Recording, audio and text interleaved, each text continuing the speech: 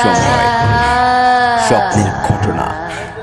আমাদের এই পৃথিবীতে এমন অনেকগুলো ঘটনা ঘটেছে যা সবার কাছে আজও রহস্যময়। বিজ্ঞানীরাও এসব ঘটনার ব্যাখ্যা বিশ্লেষণ করে কোনো উত্তর খুঁজে পায়নি। সবার কাছে এগুলো রহস্যময় ঘটনা হিসেবেই থেকে গেছে। লিঙ্কনের স্বপ্ন, স্বপ্নের ভবিষ্যতের প্রতিচ্ছবি দেখেছিলেন আমেরিকান প্রয়াত প্রেসিডেন্ট ইব্রাহাম লিঙ্কন। 1965 সালের এপ্রিল মাসের ঘটনা। তিনি রাতে একটি বিচিত্র স্বপ্ন দেখেছিলেন। স্বপ্নটি তিনি বলেছিলেন জনৈক এক ব্যক্তির কাছে। ব্যক্তিটি তার স্বপ্নটি লিখে রেখেছিলেন এবং তা পরে বর্ণনা করেছিলেন।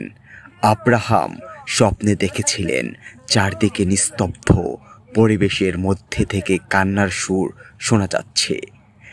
সে কান্নার কারণ খুঁজতে তিনি বিছানা থেকে উঠে গেলেন, কিন্তু দেখলেন কোথাও কেউ নেই, শুধু কান্নার শব্দ শোনা যাচ্ছে। তিনি হোয়াইট হাউসের মধ্যে হেঁটে হেঁটে কান্নার শব্দের উৎস খুঁজতে লাগলেন। অবশেষে হোয়াইট হাউসের পূর্ব প্রলেকের ঘরে আবিষ্কার করলেন একটি মৃতদেহ। মৃতদেহের চারপাশ ঘিরে শোক পালনকারীরা কান্নাকাটি করছে, কিন্তু তাদের সকলের মুখে কালো কাপড় ঢাকা। সৈন্যরা দাঁড়িয়ে আছে বিষণ্ণ চেহারায়। একজন উত্তর দিল, আমাদের প্রেসিডেন্ট মারা গেছে, তিনি আত্মীয়র হাতে নিহত হয়েছেন। এই স্বপ্ন দেখার ঠিক 5 দিন পর সত্যি সত্যি আত্মীয়র হাতে নিহত হলেন আব্রাহাম লিঙ্কন। স্বপ্ন দেখা হোয়াইট হাউসের পূর্ব প্রলেকেই কিছু সময়ের জন্য রাখা হয়েছিল তার মৃতদেহ। স্বপ্ন নাকি বাস্তব?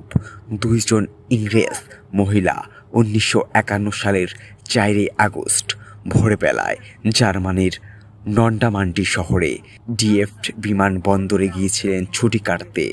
তারা রাতে সেখানে একটি হোটেলে যখন ঘুমিয়েছিলেন, তখন ভোর 4টার সময় বাইরে প্রচণ্ড গুলির শব্দে তাদের ঘুম ভেঙে যায়। চারদিকে তারা হাজার হাজার মানুষের আত্মচিৎকার ও গোলাগুলির শব্দ শুনতে পান। তারা নিজেরাও সেখানে ভয়ে আড়ষ্ট হয়েছিলেন। ভয়ে তারা ঘর থেকে বের হতে পারেন না। তাদের চারদিক ঘিরে চলতে থাকলো গুলি, বোমা, প্রচণ্ড শব্দ, মানুষের চিৎকার, হাহাকার আর কান্না।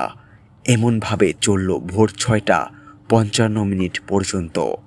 যুদ্ধ শেষে ভয়াবহ এক অবস্থা থেকে জীবন ফিরে পেলেও যেন দুই মহিলা। তারা ভাবলেন তাদের পুনর্জন্ম হয়েছে, কারণ এই যুদ্ধের মাঝে তারা যে বেঁচে থাকবেন এটা তারা ভাবতে পারেননি।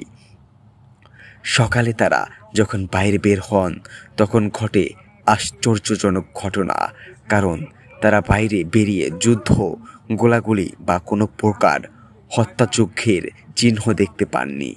তারা তাদের পার্শ্ববর্তী অনেক মানুষের কাছ থেকে এ বিষয়ে জিজ্ঞাসা করলেন, কিন্তু কেউ এ সম্পর্কে কিছুই বলতে পারেন না।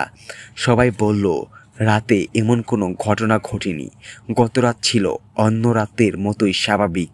পরিশেষে ঘটনাটি খুলে বললেন বিশেষজ্ঞদের কাছে। সেই 2 মহিলার বর্ণনার সাথে মিলে গিয়েছিল সামরিক বাহিনীর পুরাতন এক রেকর্ডের সঙ্গে। বিষয়টি ছিল অতি কাকতালীয়। 1982 সালের 19 আগস্ট ভোরবেলায় কানাডা ও ব্রিটিশ সেনাদল জার্মানির নন্ডামান্ডি বিমানবন্দর আক্রমণ করেছিল। সেই রক্তক্ষয়ী সংঘর্ষে হাজার হাজার লোক নিহত হয়েছিল।